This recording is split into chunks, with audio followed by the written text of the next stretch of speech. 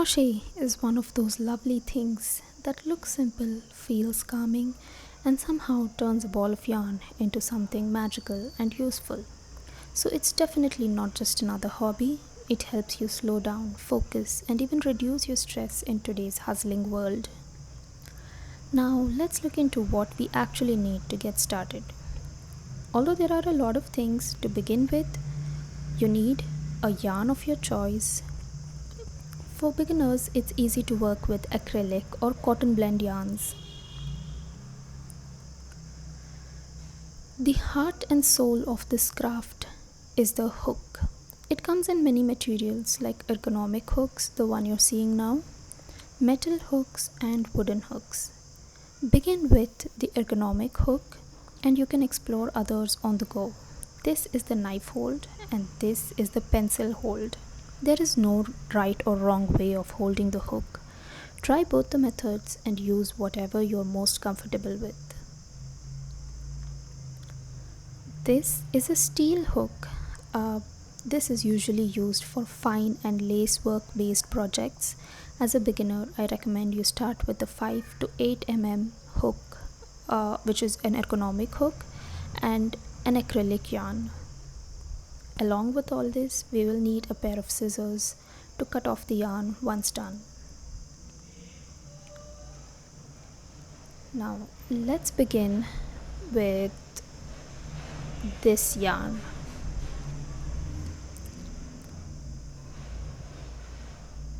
Almost half of the projects always begin with one knot that holds the entire project together. Let's learn how to make the slip knot. Take the yarn, wrap the yarn around your fingers. This will create a cross on one side and two parallel lines on the other side. Now pick up your hook, insert it under the first line and grab the parallel line using the hook. Now remove your fingers, hold on to both the strands of yarn and pull it. This leaves a working loop on your hook. This is your slip knot. In a slip knot, the short strand of yarn, this is your tail yarn, and the other one is your working yarn.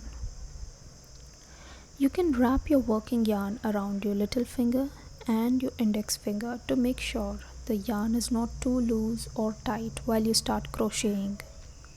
Now let's work the foundation stitch, the chain stitch. Yarn over and pull through the loop. Yarn over and pull through the loop. This chain stitch is what holds the other stitches together in most of the projects. On top of this chain stitch, we build other stitches like the single crochet and so on.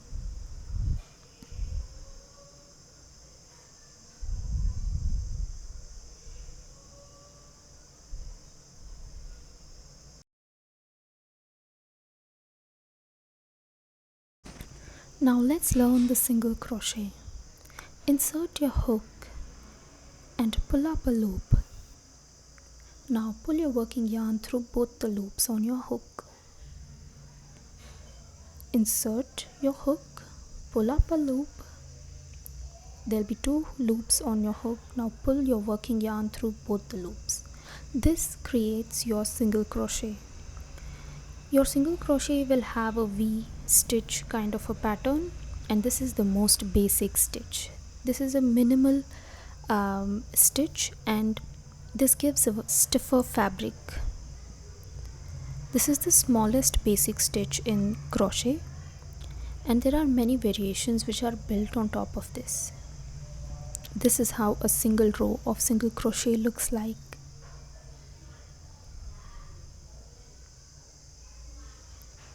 Single crochet is used in multiple projects like home decor and fabric which requires less air to pass through it, like winter clothing and so on. Now let's dive into the double crochet. You need to yarn over and insert your hook into the stitch, pull up a loop. You will now have 3 loops on your hook. Pull through the first 2 loops. Now you'll be left with 2 loops. Now pull through both the loops. This creates your double crochet. Yarn over, insert your hook into the stitch, pull up a loop with 3 loops on your hook, pull through first 2 and pull through the second 2. This is how you make your double crochet. This is a little taller than the single crochet and helps you finish your project faster with lesser rows. But this stitch also leaves a little more gaps, so there will be more air passing through the fabric in this stitch.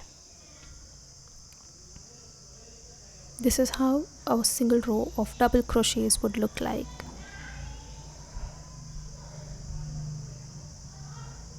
Now let's look into the treble crochet. Yarn over twice, insert your hook into the stitch, pull up a loop. You will now have 4 loops on your hook. Pull through the first 2 loops, again pull through 2 loops, and again pull through 2 loops. This gives you your treble crochet. Yarn over twice, insert your hook, pull up a loop, pull through 2, pull through 2, and pull through the last 2 loops. This is your treble crochet. This is taller than the double crochet and has more spaces in the fabric when you use this stitch. But this again is a quicker stitch to work with as it completes the project in lesser rows. This is how a single row of treble crochets would look like.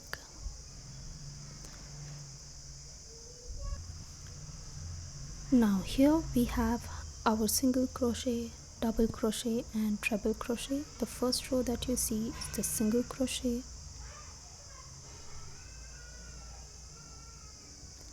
The second row is the double crochet and the third one is the treble crochet. We can visibly see the difference in the stitches and the amount of space between each stitch, which allows air to pass through. Plan your stitches accordingly. If you learned something useful today, like, share and subscribe.